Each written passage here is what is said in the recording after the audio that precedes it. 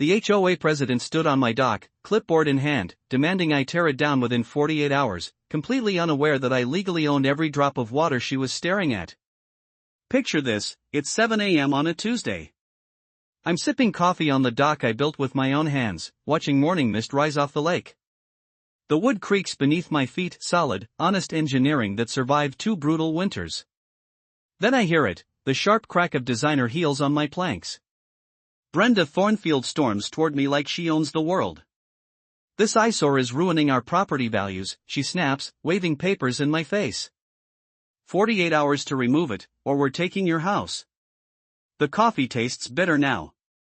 This dock was the last project my late wife Sarah and I planned together before cancer took her. Ma'am, I say quietly, you might want to check those property lines again. Little did she know, I didn't just own the dock, I owned the entire lake system. My name's Garrett Morrison, and 2 years ago, I thought I was buying a quiet retirement spot to heal my broken heart. Instead, I bought myself a war with the neighborhood Karen. I'm 58, recently retired after 30 years designing bridges and water systems. 3 years ago, cancer stole my wife Sarah after 32 years of marriage. We'd planned this lakefront dream house together, sketching dock designs while she was between chemo treatments. She made me promise to build it, even if she wasn't there to see it. So I kept that promise and moved to Millbrook Lake Estates, 47 homes around a pristine 200-acre lake. The dock project saved my sanity. 6 months of precise engineering, every permit filed correctly, every bolt torqued to specification. Sarah would have loved the sunrise view from those hand-sanded cedar planks. Then the Thornfield invasion began. Brenda Thornfield, imagine if a real estate headshot came to life and decided to run your neighborhood. 52 years old, blonde highlights that cost more than my monthly groceries, and the kind of smile that makes smart people hide their wallets. Her husband Rick runs Thornfield Construction, specializing in overpriced mediocrity. Within 8 months, Brenda had sweet-talked her way into the HOA presidency. Her first crusade, waterfront structure standardization. Translation, everyone's dock must look identical and be built by Rick's company. I pulled out my permits, engineering reports, county approvals, everything legitimate. Brenda examined them like they were written in crayon. Permits don't supersede community standards, Mr. Morrison, she announced. This industrial eyesore damages our aesthetic harmony. Industrial eyesore? My dock was handcrafted cedar with brass fittings. But apparently Brenda preferred Rick's floating plastic platforms, 3 times the cost, half the craftsmanship. The violation notice fluttered in the breeze, $500 per day if I didn't demolish within 72 hours, plus they'd file a lien against my house. Emergency community protection powers, she declared.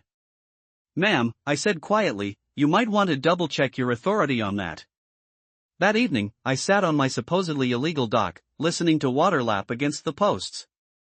A loon called across the lake, that wild, lonely sound that cut straight through suburban nonsense.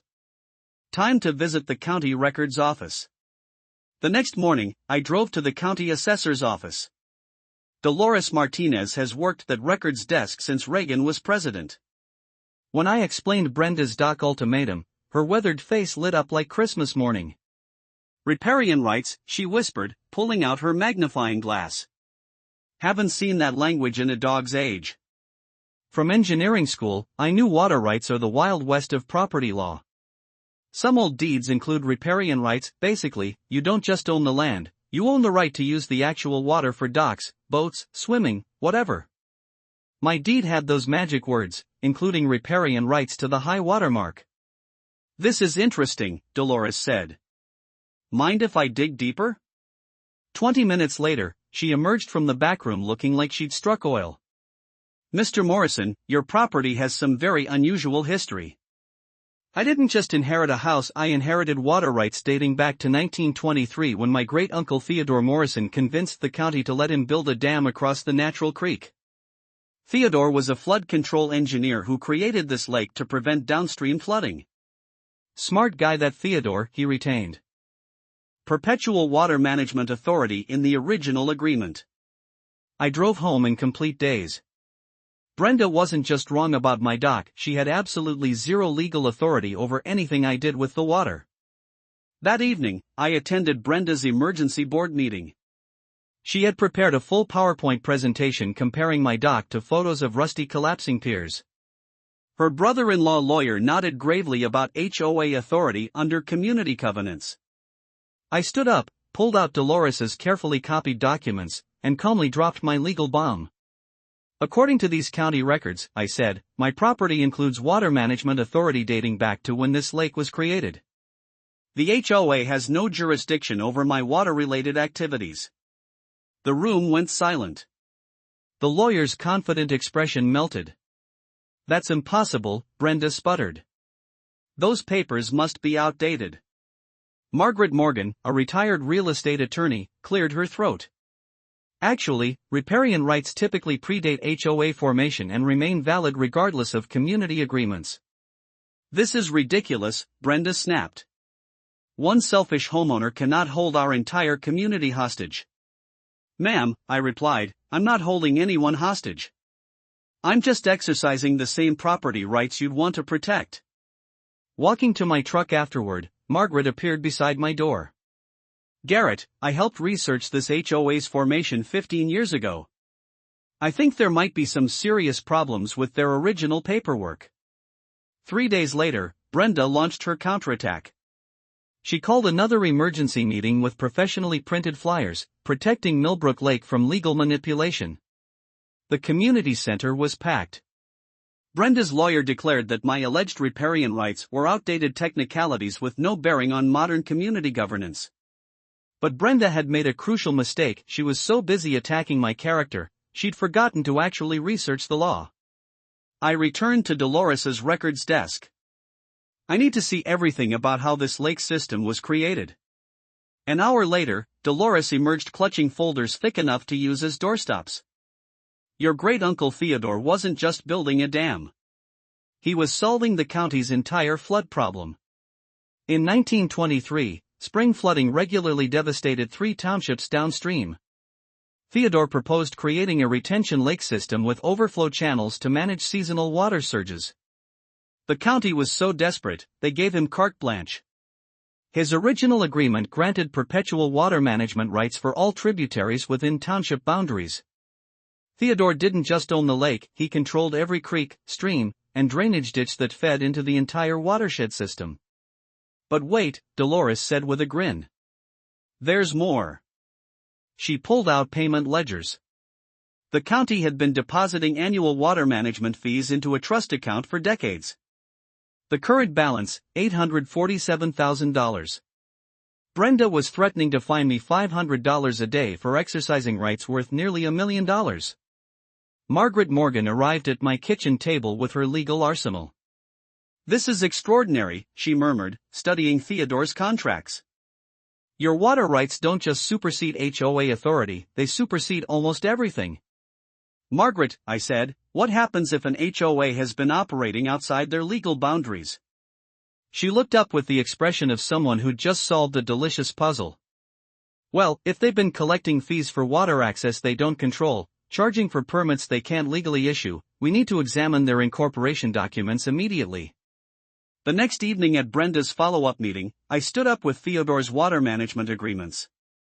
Mrs. Thornfield, before we discuss dock regulations, I'm curious, did the HOA obtain water rights approval when it was incorporated? The room went dead silent. Brenda's confident smile flickered. That's irrelevant, she stammered. Actually, I continued, since the HOA has been collecting water access fees from homeowners, I assume you have documentation proving you control those water rights? Her lawyer suddenly developed intense interest in his briefcase contents. 3 board members exchanged worried glances. This meeting isn't about your fabricated claims, Brenda snapped. Ma'am, these aren't fabricated. They're recorded with the county and backed by 90 years of legal precedent. Would you like to see the payment records? Brenda's next move was predictably vindictive. 2 days later, I woke to the apocalyptic sound of splintering wood. My neighbor Jake Morrison hammered on my front door at 6:30 a.m. Through my kitchen window, I could see what used to be my dock, now looking like it had been attacked by a very angry beaver. Rick Thornfield's boat bobbed innocently offshore. Mechanical failure, Rick hollered across the water. Throttle got stuck in forward. Real sorry about the damage. Rick had managed to destroy the exact corner where Sarah and I had planned to install a memorial bench, the one spot that meant the most to me. That afternoon, as I rebuilt the damaged section, Margaret called with news that made Rick's boat stunt seem like a parking ticket. "I've been excavating the HOA's incorporation documents," she said excitedly. "Garrett, they never filed proper water rights research when they formed. State law requires any waterfront HOA to document existing riparian rights before claiming regulatory authority." English translation? This HOA has been operating illegally for 15 years. Every fee they've collected, every fine they've issued, every waterfront regulation they've enforced, it's all legally void. Friday morning brought my personal Justice League, the insurance adjuster, Detective Collins, marine mechanic Tom Rodriguez, and enough documentation to choke a bureaucrat. Tom's mechanical diagnosis was poetry. "This throttle's been deliberately modified," he announced, pointing to fresh tool marks. "Someone rigged this to stick in forward gear. This wasn't mechanical failure, this was premeditated maritime stupidity." Detective Collins made careful notes. "Mr. Morrison, based on this evidence, will be filing charges for criminal mischief, insurance fraud, and destruction of historically protected property." That afternoon, Rick received a surprise visit from county deputies with handcuffs. By sunset, the neighborhood was buzzing, and Brenda had discovered that being married to a felon wasn't part of her community leadership vision. That weekend, Margaret and I transformed my kitchen table into mission control. What we found didn't just change my situation, it rewrote the rules of the entire game. The original 1923 agreement was a masterpiece of legal foresight. Theodore had created an integrated water management system covering 3 townships. In exchange, the county granted him exclusive authority over all water distribution within watershed boundaries. Translation: I didn't just own the lake, I owned the water supply for 15,000 people. "Look at this payment ledger," Margaret said, her voice cracking with disbelief. "The county's been depositing annual fees since 1950. Current balance, $847,000 plus 70 years of compound interest. But the Rayal nuclear bomb was in Millbrook Lake Estates' development paperwork from 2009. The builders had assumed the lake was standard county-managed public water. They'd never researched existing water rights, never discovered that their entire waterfront development was built on someone else's liquid property. This HOA, Margaret said, has been operating like they own water rights they never actually possessed. Every dock permit, every boat regulation, every water access fee, it's all legally meaningless. The scope of my inherited authority was breathtaking: complete control over the lake and tributary network, regulatory power over 3 major creeks, environmental oversight for the storm water system, authority over municipal water intake points, and final approval rights for any construction affecting watershed areas. I own more water authority than some small cities. If they've been operating without legal authorization, Margaret continued, their insurance coverage could be completely void. All those overpriced construction contracts Rick pushed through, the community could demand full restitution. "Margaret," I said, staring at documents that made me a private utility company, "what if I decided to exercise these rights fully?" Her eyes lit up. "Well, you could shut down boat traffic, regulate water levels, halt waterfront construction, control environmental assessments, and oversee municipal water operations. I could turn off half the county's water infrastructure before breakfast. But with great power comes terrifying responsibility." The question wasn't whether I could destroy Brenda's HOA kingdom, it was whether I was wise enough to use this power responsibly. Monday morning, I did what any rational person does when they accidentally inherit enough water rights to hold a county hostage. I assembled the legal equivalent of the Avengers. Patricia Valdez, the water rights attorney, showed up looking like she could negotiate peace treaties before lunch. "Mr. Morrison," she said, speed reading Theodore's documents, "in 30 years of practicing water law, I've never seen private rights this bulletproof. You don't just own water, you own the plumbing for half the county." Dr. Lisa Morgan, an environmental engineer, arrived with enough scientific equipment to stock a small NASA mission. "This is phenomenal," she said, studying Theodore's system maps. Your great-uncle built a flood prevention network that's still saving millions in property damage every spring. Margaret brought her legal warfare expertise. Jake volunteered as our inside man in HOA politics. But our secret weapon was Dolores, who'd been quietly watching this administrative train wreck from the county records office. "Sweetie," she said, spreading documents across my table, "I've been waiting for someone to expose this HOA's little water rights fantasy. They've been collecting fees for authority they never possessed. That's called fraud where I come from." Patricia laid out our nuclear options. Your water rights don't just supersede HOA authority, they supersede almost everything. Federal environmental law, state utility regulations, municipal ordinances, they all bow to historical water management agreements.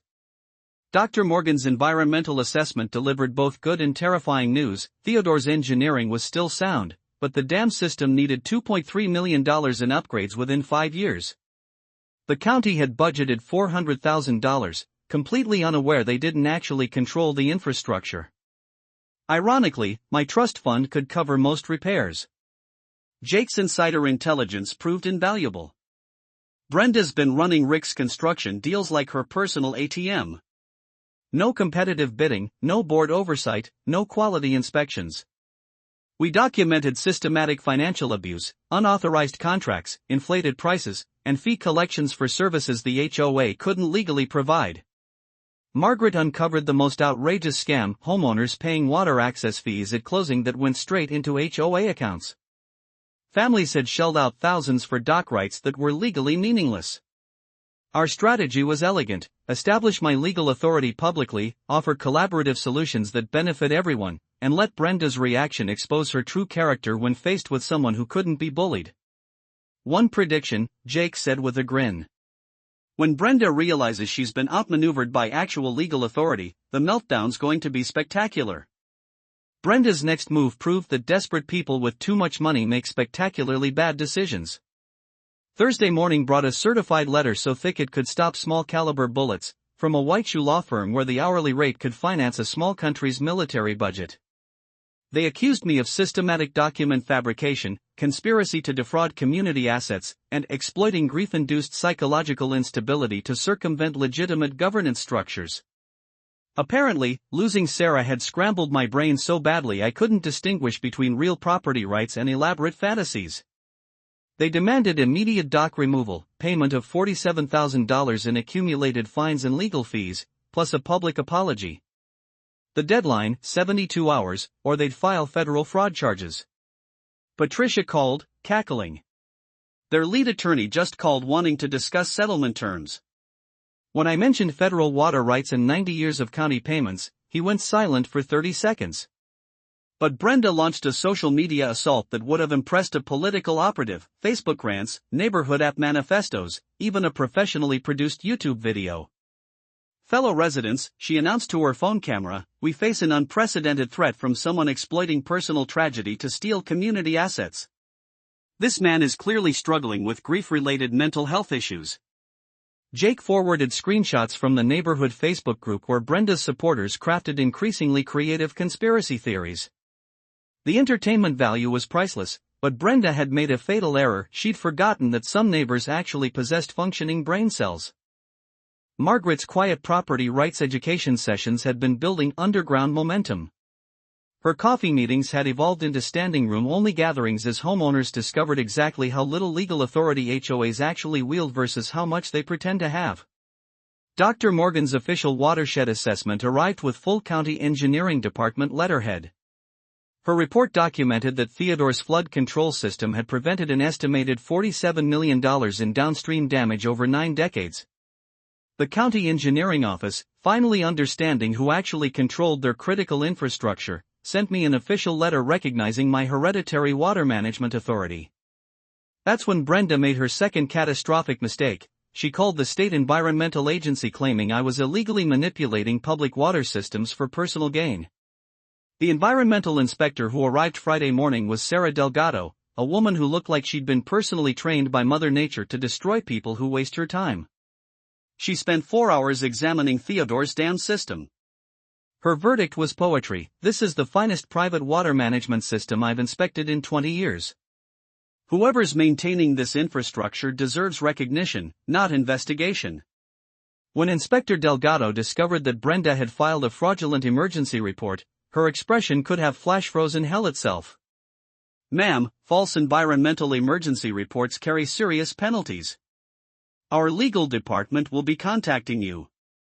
But Rick, feeling left out of the family's legal troubles, decided to contribute his own special brand of genius. Still facing criminal charges for dock sabotage, he organized a neighborhood safety patrol to monitor my property for suspicious activities. Their surveillance operation was so professional it belonged in a comedy show, parking in my driveway to take photos, following me to the hardware store like discount private investigators, and documenting my unusual behavior of drinking coffee on my own dock. But Rick's surveillance team was so busy watching me, they completely missed Patricia's process server delivering harassment restraining orders to their own front doors. By Sunday, Brenda's legal strategy was collapsing faster than Rick's construction reputation. By Monday morning, Brenda had officially graduated from neighborhood nuisance to full-blown domestic terrorist with a real estate license. Her latest stroke of genius, filing an emergency petition claiming my dam posed imminent catastrophic risk and demanding the county seize it under eminent domain. The county engineer who arrived Tuesday morning looked like he'd rather be performing surgery on live wolverines. Tom Hendris had been managing municipal infrastructure since the Carter administration. "Mr. Morrison," he said, examining Theodore's dam, "I've reviewed Mrs. Thornfield's emergency petition. She claims this 90-year-old structure is deteriorating rapidly and poses immediate flood danger." He paused, running his weathered hands along Theodore's flawless concrete work. "Son, this is some of the finest flood control engineering I've seen in 4 decades. Your great-uncle built something that's still protecting thousands of homes better than most modern systems." Tom's inspection lasted 4 hours. His verdict: this infrastructure exceeds all current safety standards and appears to have been maintained to museum-quality specifications. But Brenda wasn't satisfied with merely wasting one government agency's time. That afternoon, she launched bureaucratic carpet bombing, simultaneous complaints to the EPA, Army Corps of Engineers, State Water Authority, County Health Department, and Department of Homeland Security. The parade of federal inspectors who invaded my property that week looked like a convention of people who desperately wanted to be anywhere else. Each agency sent their most experienced investigators expecting to find environmental Chernobyl.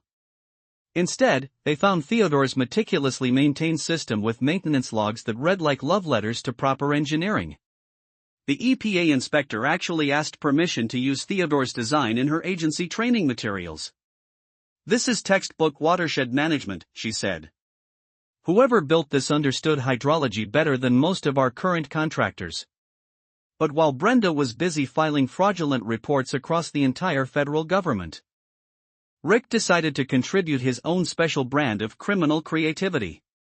Wednesday night, my security cameras captured Rick and 2 construction cronies attempting to sabotage the dam's overflow system with bolt cutters. Their plan was to create actual safety problems that would validate Brenda's false emergency reports. The footage was so clear it looked like a training video for how not to commit infrastructure terrorism. I called Detective Collins at dawn Thursday. She arrived with backup and expressions that suggested Rick's morning was about to become significantly less pleasant. "Mr. Morrison," she said after reviewing the security footage, "this isn't vandalism. Sabotaging flood control infrastructure during spring flood season is federal terrorism.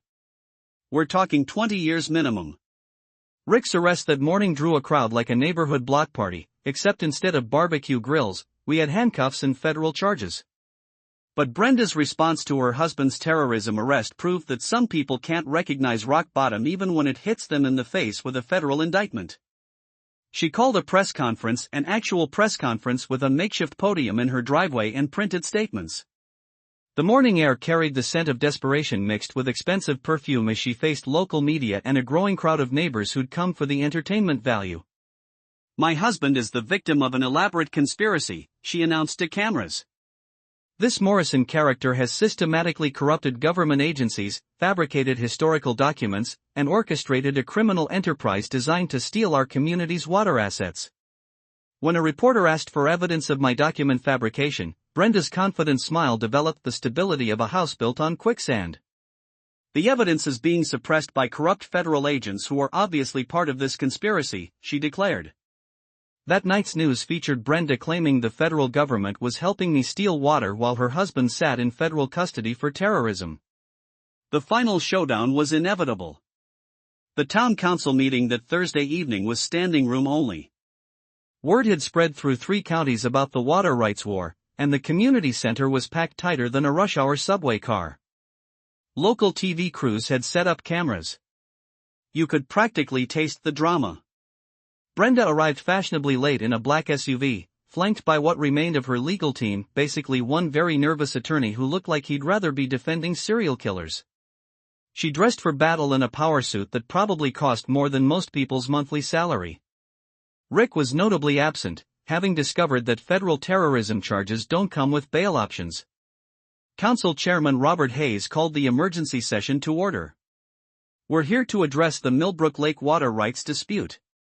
We've invited representatives from the county attorney's office, the state environmental agency, and the Federal Water Management Bureau. Brenda took the podium first. Ladies and gentlemen, we're here because one man's elaborate fraud scheme has disrupted our peaceful community and corrupted multiple government agencies. She launched into a PowerPoint presentation with charts allegedly proving my water rights were fabricated and that various government inspections were coordinated deception. She claimed I'd somehow bribed federal agents, forged century-old documents, and manipulated the county's computerized record system. This man, she declared, pointing at me, has exploited his wife's tragic death to generate sympathy while systematically stealing community assets. The audience stirred uncomfortably. Bringing Sarah into this circus had just crossed a line that even Brenda's supporters recognized as unacceptable. County Attorney Michelle Rodriguez took the podium next, carrying a briefcase thick enough to use as a defensive weapon. Mrs. Thornfield, she said in the tone reserved for explaining simple concepts to complicated people, we've conducted a comprehensive investigation of Mr. Morrison's water rights claims. Every document has been verified through multiple sources, including federal archives, state historical records, and county engineering files dating back to 1923. She presented official findings. Theodore's water management agreements were legitimate, my inheritance was properly documented, and the county had been paying water management fees into my trust account for 70 years. The HOA had been operating without proper water rights authorization since its formation.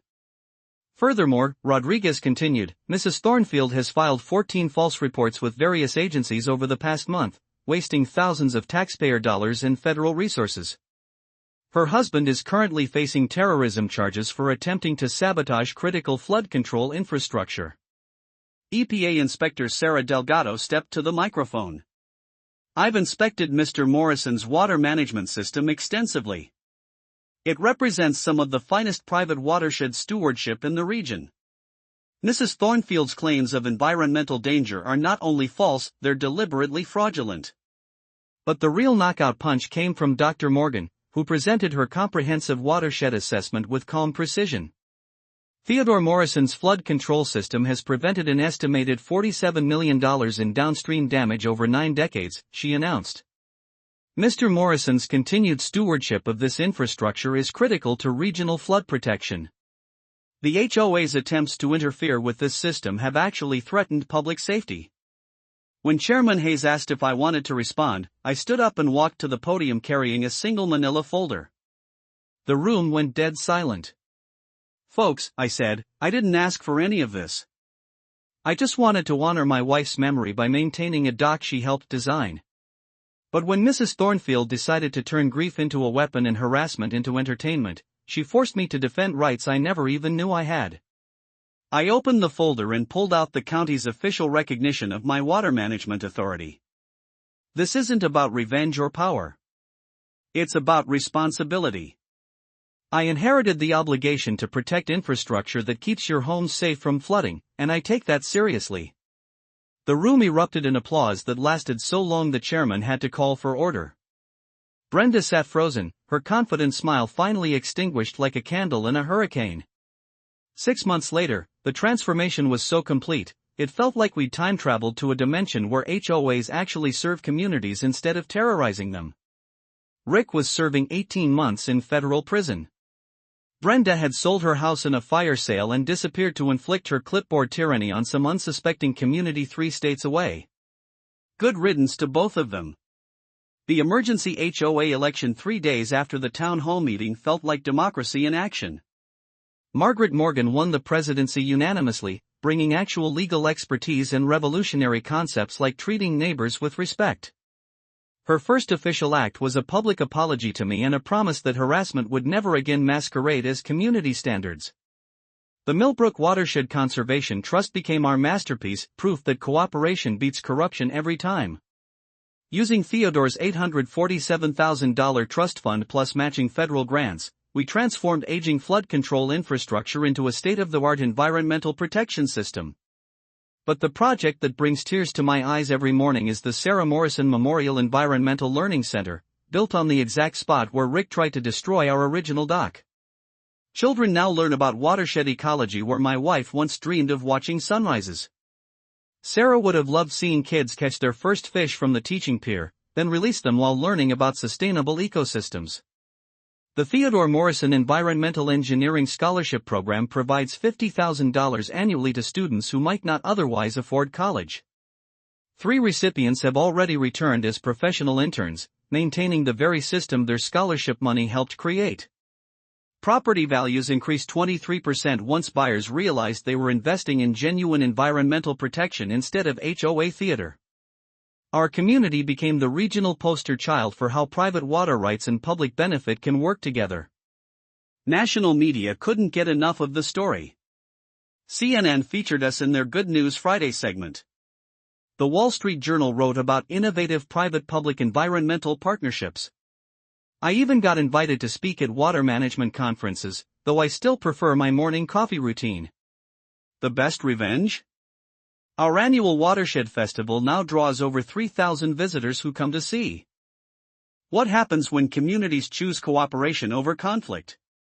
Local businesses thrive, kids learn environmental stewardship, and property owners understand their actual rights versus what power-hungry bureaucrats pretend to control. Jake Morrison started an ethical construction company specializing in environmentally responsible waterfront projects. His business card reads, quality work, fair prices, no corruption.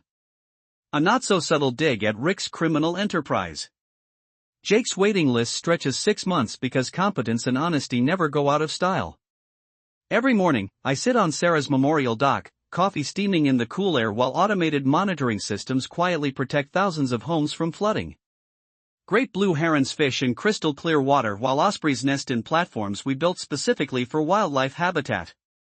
Sometimes I tell Sarah about our unexpected journey from grief to community leadership, from harassment to healing. I think she'd be amazed that her final dream became the foundation for something neither of us could have imagined, a living example that ordinary people can defeat extraordinary bullies when armed with patience, proper research, and refusal to surrender. The lake holds more than water now. It holds proof that communities flourish when leadership serves everyone instead of personal ego, that environmental protection and property rights enhance each other, and that justice delayed isn't always justice denied. Theodore's engineering still prevents floods 90 years later. Sarah's love still inspires environmental education. And Brenda's harassment accidentally created the most effective water rights awareness campaign in state history. Here's my challenge for you: research your property deed before accepting any HOA's claims about your rights. Share your HOA nightmare stories in the comments. Let's build a database of knowledge that helps homeowners fight back against clipboard tyranny. And don't forget to subscribe for more tales of ordinary people who refused to be bullied and ended up changing everything. Hit that notification bell. Next week's episode features a neighbor who built a fence on my property, not realizing I owned his entire driveway. The fight against petty tyrants never ends, but neither does the satisfaction of watching them face consequences.